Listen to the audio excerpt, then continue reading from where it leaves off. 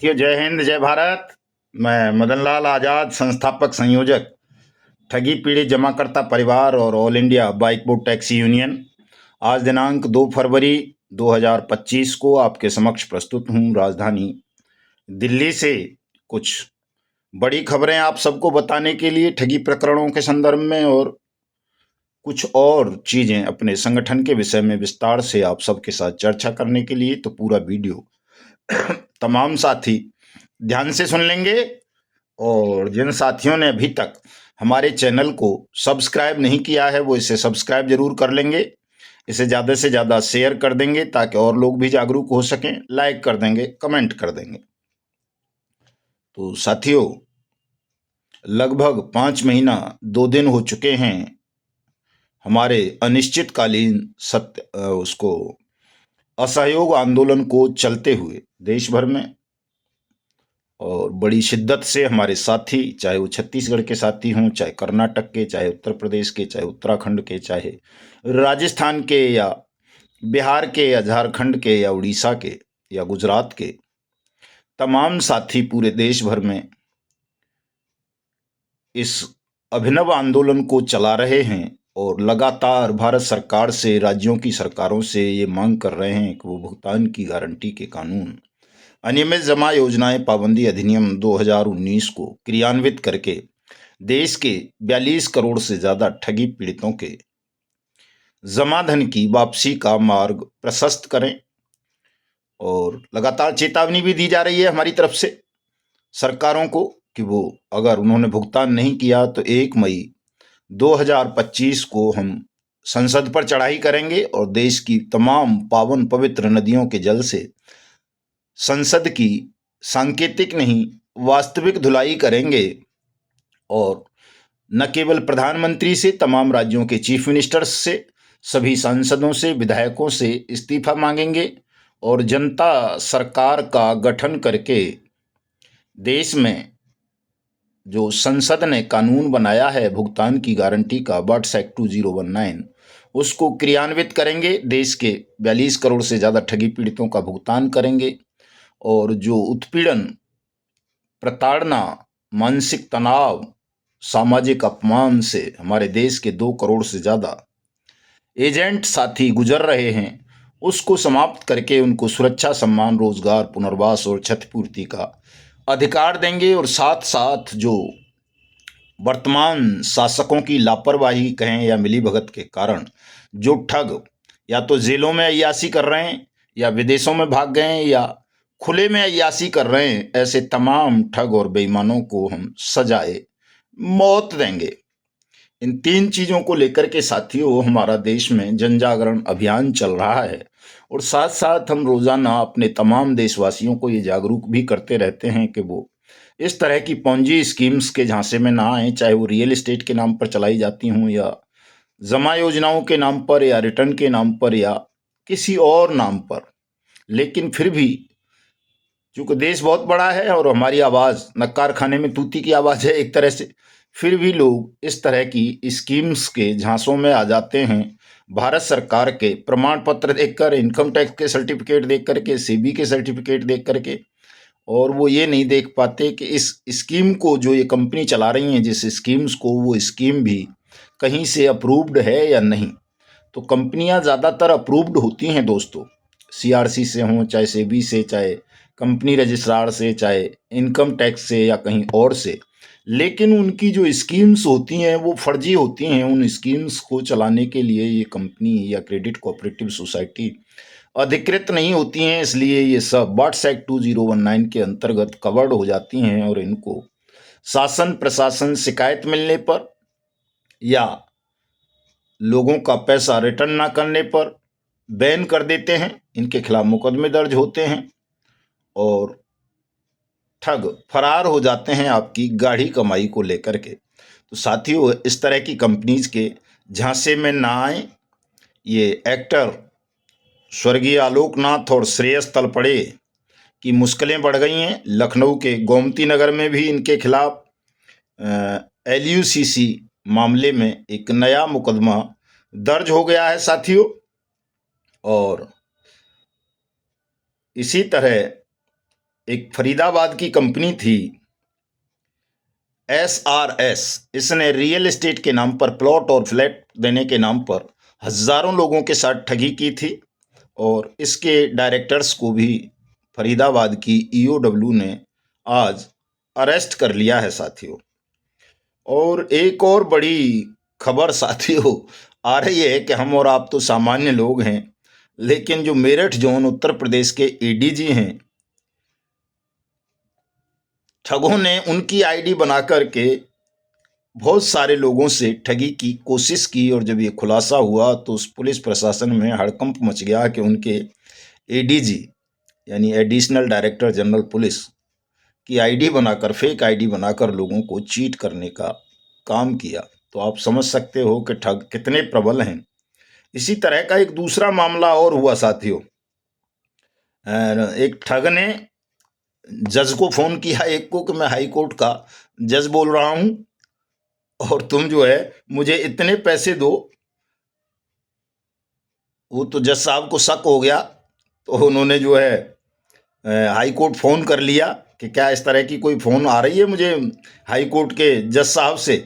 प्रयागराज का मामला है ये साथियों, इलाहाबाद हाई कोर्ट से जुड़ा हुआ। तो वो ठगी का शिकार होने से बच गए, अन्यथा उनके साथ भी ठगी हो सकती थी। तो आप समझ सकते हो कि ठगों ने किस तरह से अपना शिकंजा भारत माता पर कस लिया है।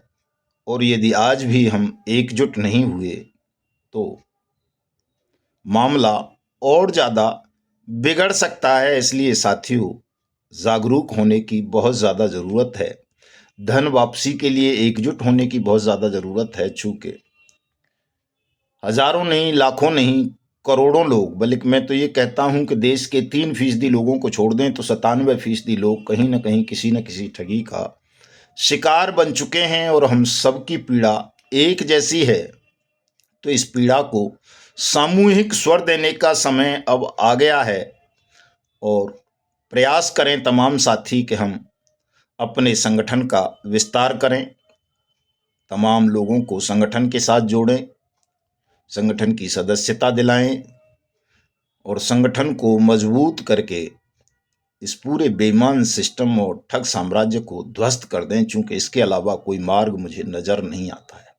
हमने बहुत प्रयास कर लिए हैं, सुप्रीम कोर्ट गए हैं, बहुत सारे हाई कोर्ट्स में रिट फाइल की, धन वापसी के लिए, एजेंट सुरक्षा के लिए, प्रधानमंत्री को इतने पत्र भिजवाए हमने, पोस्ट कार्ड क्या और मेमोरेंडम क्या, कि शायद अगर जब भी कभी इसकी काउंटिंग होगी तो दुनिया के इतिहास में सबसे ज़्यादा पत्र ज्ञापन ठगी पीड़ितों के मामले में हमने भिजवाए हैं। और ये गिनीज बुक में भी नाम दर्ज होगा निश्चित रूप से भविष्य में साथी। राष्ट्रपति को, प्रधानमंत्री को, तमाम राज्यों के चीफ मिनिस्टर्स को, तमाम सांसदों को, तमाम विधायकों को और तमाम एजेंसीज को। देश का कोई DM ऐसा नहीं होगा जिसको ज्ञापन ना दिया गया हो, जिसको चिट्ठियां ना दी गई हों, लेकिन फिर भी उसके बावजूद भी साथियों किसी के कान पर जूं नहीं रहेंगी।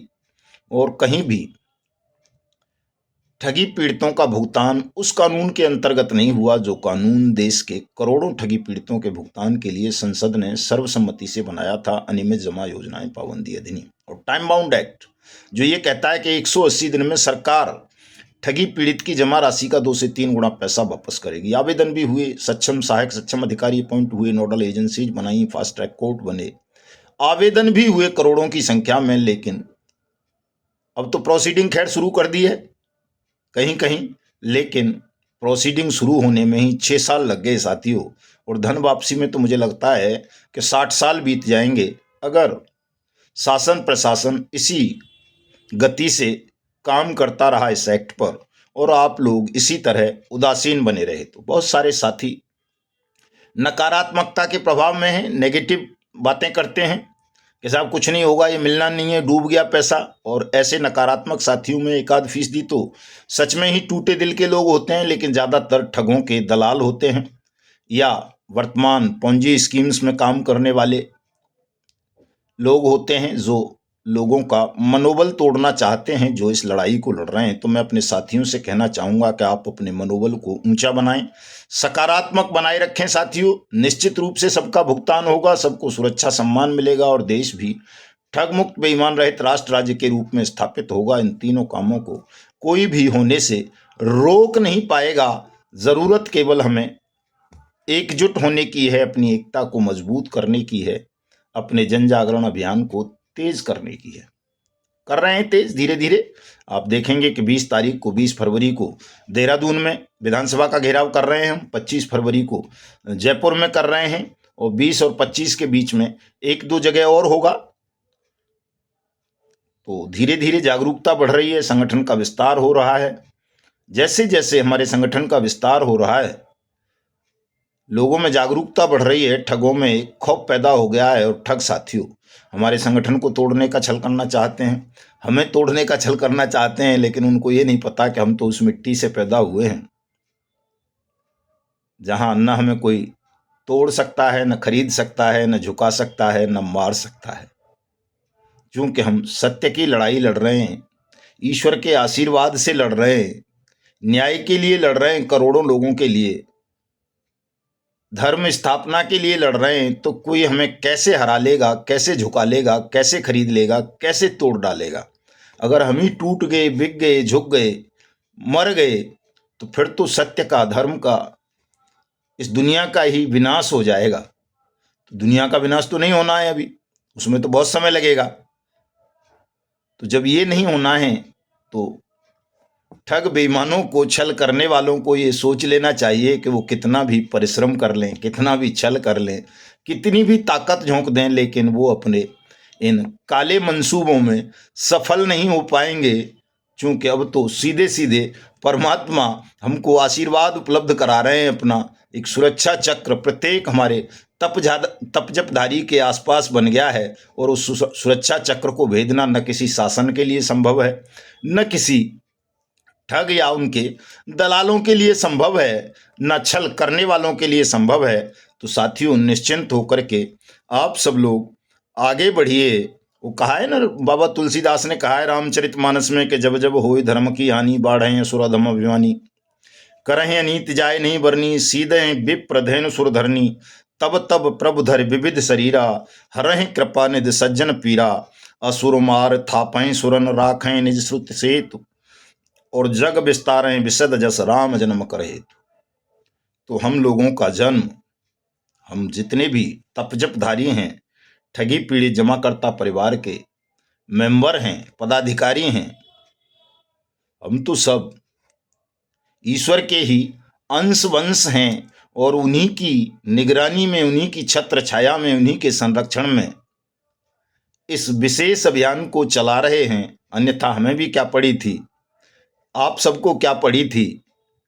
हमें ये करना पड़ रहा है या कर रहे हैं, तमाम विपरीत हालातों के बावजूद भी तो इसलिए कर रहे हैं क्योंकि परमात्मा ऐसा चाहते हैं, उनका आशीर्वाद हमें प्राप्त है और हम एक ईश्वरीय काम को, नेक काम को कर रहे हैं। और नेक काम साथियों देर भले ही हो जाए, विफलता कभी नहीं मिलती है अगर आप पूरे मनोयोग, ईमानदारी और सिद्धांत के साथ करें। तो केवल सत्य का सेवन करने की जरूरत है। हमारे एजेंट साथी बहुत डरे हुए हैं। मैंने हालांकि इंस्टाग्राम पे सुबह लगाया था एक छोटा सा 90 सेकंड का वीडियो बनाकर, लेकिन चूंकि इंस्टाग्राम बहुत कम साथी देखते हैं, हमारा तपजप आजाद के नाम से है, उसे देख लिया करो। मैं वही बात यहां भी दोहरा देना चाहता हूं साथियों कि जब आप बहुत ज्यादा भयभीत हों, आपको डर लगने लगे स्वयं से भी, परिवार से भी, समाज से भी, पुलिस से भी या किसी और चीज से भी, तब आपका सहारा केवल और केवल सत्य रह जाता है। कैसा सत्य? आपने जो कुछ भी गलत किया है, भूलवश, जाने अनजाने, उसे स्वीकार कर लो कि हाँ भाई, हमसे ये गलती हुई, भूल हुई, अपराध हुआ, पाप हुआ, उसके लिए क्षमा चाहते हैं। लेकिन सत्य को छुपाओ मत, दबाओ मत। अगर आप सत्य बोलने से डर जाओगे तो साथियों, पुलिस तो बहुत बड़ी चीज होती है, उसके पास तो वर्दी है, वो तो अच्छे अच्छों को डरा लेते हैं। पुलिस वाले तो मंत्रियों के पेशाब निकल जाते हैं अगर पुलिस आ जाए तो। जो पुलिस दिन रात सलाम ठोकती है, अगर वो पुलिस वारंट लेके आ जाए या सम्मन लेके किसी मंत्री के यहाँ भी, तो मंत्री का कपड़े खराब हो जाते हैं साथियों। पुलिस में, कानून में इतनी ताकत होती है, तो आपका डरना तो स्वाभाविक है, लेकिन उससे बचने का एक मंत्र है। कोई निवेशक, दबंग, कोई भी आपके खिलाफ पुलिस में कोई शिकायत करता है या पुलिस आपके साथ बदतमीजी करती है, अभद्रता करती है, आपको डराने का प्रयास करती है, आपसे जबरन धन वसूली का प्रयास करती है, तो वहां आप सत्य की शरण में जाएं। जो भी सच है वो बता दें, और जैसे ही आप सच बताओगे निश्चित रूप से वो पुलिस वाला, ऑफिसर हो, कोई कर्मचारी हो, दबंग हो, कोई भी हो, वो आपके सामने समर्पण कर देगा, झुक जाएगा, वो आपकी उंगली भी टेढ़ी नहीं कर पाएगा। ये मैं गारंटी के साथ कहता हूं आपको। लेकिन आप सत्य बोलने का साहस नहीं कर पाते हो, डर जाते हो, चीजों को छुपाने का प्रयास करते हो। तो साथियों, डरो मत, सत्य की शरण में आओ, सच बोलो। निश्चित रूप से आप तमाम मुसीबतों से, दुखों से, भय से, असुरक्षा से बच जाओगे। दुनिया की कोई भी ताकत आपको भयभीत नहीं कर पाएगी, मार नहीं पाएगी। आप सत्य नहीं बोल रहे हो, इसलिए 5 लाख से ज्यादा साथियों ने आत्महत्याएं कर ली हैं, और करोड़ों इतने तनाव में हो कि मरने से भी ज्यादा बुरी स्थिति में हो। करोड़ों पलायन कर चुके हो घरों से और परिवार से, और करोड़ों घुट घुट के मर रहे हो। आपने अपने जीवन को नरक बना लिया है। इतनी यातनाएं आपको मिल रही हैं, लेकिन फिर भी आप उस छोटे से काम को नहीं कर पा रहे हो, जिस काम को करने से, जिसमें कोई पैसा नहीं लगना, कुछ नहीं होना, आप बच जाओगे। केवल सच बोलना है, और सच बोलने की कोई कीमत नहीं होती है साथियों। आप भय के कारण सच नहीं बोल पाते हो। अगर सच बोल दोगे तो मैं दावा करता हूं कि कोई भी पुलिस ऑफिसर, कोई भी निवेशक, कोई भी दबंग, कोई भी समाज का बड़े से बड़ा क्रिमिनल, मुखिया, सरपंच आपका कुछ नहीं बिगाड़ सकता। और आपके तो सब परिजन हैं जिन्होंने भी आपको ठगा है, छला है या डरा धमका रहे हैं, वो भी आपके समक्ष झुक जाएंगे, आपका शोषण नहीं कर पाएंगे, उत्पीड़न नहीं कर पाएंगे। इसलिए साथियों, मैं कहता हूं, आपसे अनुरोध करता हूं कि आप भयभीत ना हो, सत्य की शरण में आ जाएं, सत्य का सेवन करें, सच बता दें जो कुछ भी है, तो आप तमाम मुसीबतों से, दुखों से बच जाओगे निश्चित रूप से। इसको प्रयोग करके देख लें। जिन भी साथियों को विश्वास ना हो, वो प्रयोग करके देख लें, घर में, पुलिस में, बाहर, थाने में, कहीं भी, कि सच बोल दो केवल। और जैसे ही सच बोलोगे, ईश्वर स्वयं अवतरित हो जाएंगे आपकी रक्षा करने के लिए, और आपका कुछ भी नुकसान नहीं होने देंगे। तो इस फॉर्मूले पर तमाम साथी अमल करें, मेरे पे बताए हुए पे। और चूंकि हम घोषणा कर चुके हैं कि 23 मार्च को, आने वाले 23 मार्च 2025 को, शहीदी दिवस पर हम हजारों साथियों के साथ ये जो सामान्य वेशभूषा है, साधारण, कई लोग इसे राजसी भी बताते हैं, इसको त्याग देंगे। अच्छे भोजन करना त्याग देंगे, महंगे वाले, यानी जो ज़रूरतें आज हैं उन ज़रूरतों का भी अंत कर देंगे। अपनी निजी का, व्यक्तिगत ज़रूरतों का, व्यक्तिगत आकांक्षाओं का, व्यक्तिगत स्वार्थों का, और पूरी तरह से संत बन जाएंगे। और हजारों संतों के साथ मिलकर साथियों एक अभिनव आंदोलन भारतवर्ष में चलाएंगे। और 1 मई को आप देखोगे कि जो आपका मिशन भुगतान आंदोलन है, उसका नेतृत्व संत कर रहे हैं, साध्वियां कर रही हैं, फकीर कर रहे हैं। और वो इस बेईमान शासन से, सिस्टम से ऐसा टकराएंगे कि इसको धूल में मिला देंगे, और आप सबका भुगतान करा देंगे, आपको सुरक्षा सम्मान दिला देंगे, और भारत माता को भी ठगमुक्त, बेईमान रहित, जाति विहीन राष्ट्र राज्य के रूप में स्थापित करेंगे। साथियों, कई साथी मेरे जाति विहीन शब्द पर बड़ा विचलित हो जाते हैं कि साहब आपने जाति विहीन कहाँ से जोड़ दिया ये शब्द। तो साथियों, वो कहते हैं ना कि अगर रावण सीता का हरण करके लंका नहीं ले जाता तो राम को लंका जाने की जरूरत नहीं थी, रावण का सर्वनाश करने की जरूरत नहीं थी। तो कई बार हमारे जैसे संत, महात्मा, भगवानों के जीवन में ऐसा होता है कि हमें समाज से, शासन से, सत्य के दुश्मनों से निजी पीड़ाएं भोगनी पड़ जाती हैं, ताकि हमारी अंतरात्मा जाग उठे, हमारा आत्मबल जागे, हम भूलें ना किसी भी शोषण को, किसी भी उत्पीड़न को, कि जो लोग समाज का उत्पीड़न कर रहे हैं, समाज का शोषण कर रहे हैं, कमजोर लोगों का शोषण कर रहे हैं, उनका अंत करना भी बहुत ज़रूरी है। मुझे भी व्यक्तिगत पीड़ा पहुंची है, बहुत ज़बरदस्त पीड़ा पहुंची है। मतलब ऐसी पीड़ा पहुंची है कि जैसे किसी ने मुझे जिंदा भट्टी में जलाकर, भट्टी में, वो जलती हुई भट्टी में फेंक दिया हो, और पूरा बदन मेरा जल गया हो।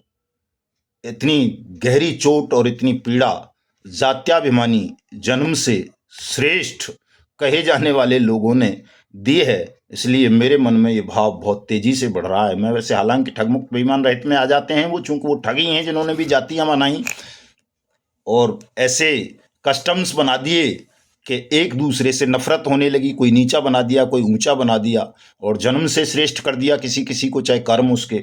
रावण जैसे ही क्यों ना हो, रावण भी ब्राह्मण था जन्म से, तो वो भी बहुत श्रेष्ठ था, पढ़ा लिखा भी था, विद्वान भी था, लेकिन उसके कर्म इतने हीन थे कि ब्राह्मण होते हुए भी, विद्वान होते हुए भी उस महानतम नीच व्यक्ति को आज तक उसके पुतले जलाए जाते हैं। तो ये कोई ज़रूरी नहीं है कि आप ब्राह्मण के घर में पैदा हो गए तो आप उच्चतम कोटि के व्यक्ति हो गए। आपके कर्म यदि हीन हैं, नीचतापूर्ण हैं, तो आप निश्चित रूप से नीच ही हैं। किसी भी कुल में जन्म ले लें, ब्राह्मण में, क्षत्रिय में, वैश्य में या शूद्र में या कहीं भी, आप हैं नीच अगर आपके कर्म नीच हैं तो। संत रविदास ने भी इस पर बहुत अच्छा कहा है और तमाम वेदों ने, ग्रंथों ने, सबने कहा है कि जिसके कर्म नीच हैं वो नीच है, चाहे भले ही ऊंचे कुल में क्यों न जन्मा हो।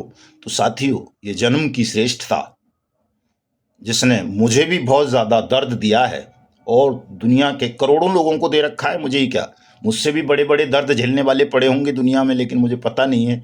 तो इस जन्म की श्रेष्ठता को, इस जात्याभिमान का अंत करना भी हिंदुस्तान की एकता, समृद्धि, अखंडता और मजबूती के लिए बहुत ज़रूरी है। अगर हम ऐसी बुराइयों पर प्रहार नहीं करेंगे तो ठग, बेईमान और अपराधियों के संगठित गिरोहों से लड़ नहीं पाएंगे, न बेईमान शासन से लड़ पाएंगे। इसलिए एक विशाल जनमत देश में तैयार करने के लिए, राष्ट्रीय एकता, अखंडता के लिए, हिंदुस्तान के वैभव, सुख, समृद्धि और शांति के लिए बहुत ज़रूरी हो जाता है। तो ये जाति विहीन शब्द मैंने इसीलिए आजकल ठगमुक्त बेईमान रहित भारत के निर्माण के साथ जोड़ दिया है। और 23 मार्च को इन तीनों चीज़ों के संकल्प के साथ हम देश के उन महानतम देशभक्तों को अपने साथ संत बनाएंगे, महर्षि बनाएंगे, जो देशभक्ति से ओतप्रोत होकर देश को बचाने के लिए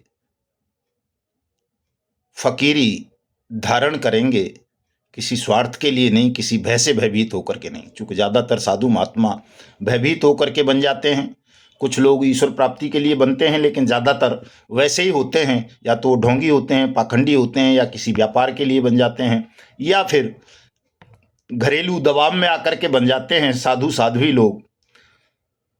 तो हमारे जो संत होंगे, महर्षि होंगे, वो इस तरह के नहीं होंगे।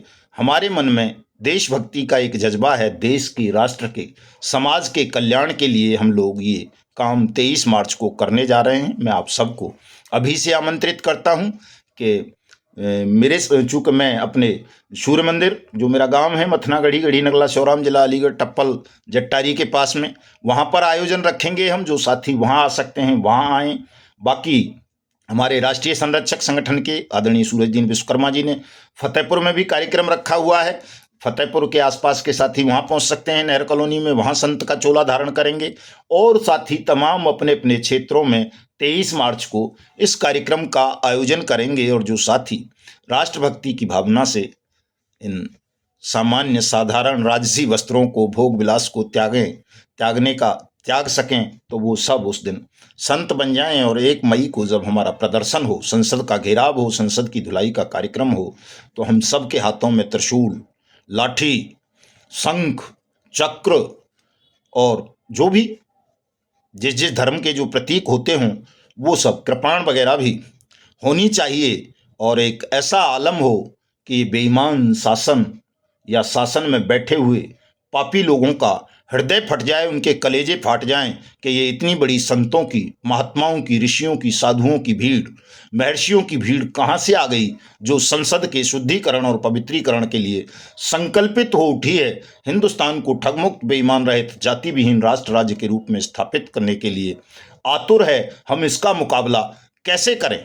मुकाबला कोई नहीं कर पाएगा। जब आप ऐसा कर लेंगे, सच्चे हृदय से करेंगे, आप निश्चित रूप से जीत जाएंगे। तो इस काम को करना है साथियों।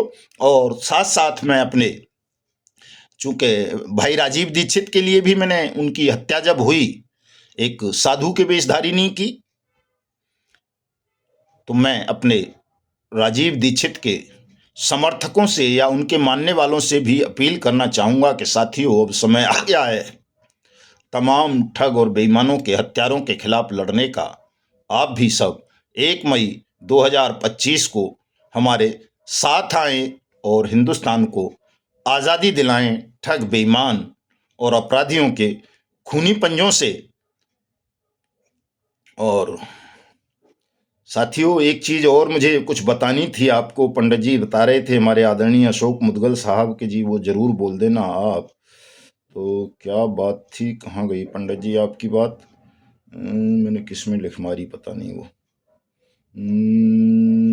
बता रहे थे पंडित जी, उसके लिए क्या बोलते हैं,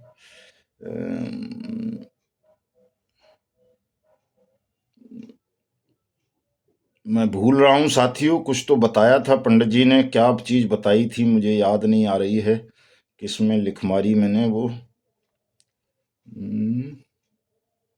मदन लाल आजाद कहाँ गया इसमें से, की तो थी मैंने यार, कहाँ गई पंडित जी। साथियों थोड़ा सा सब्र करें, धैर्य रखें।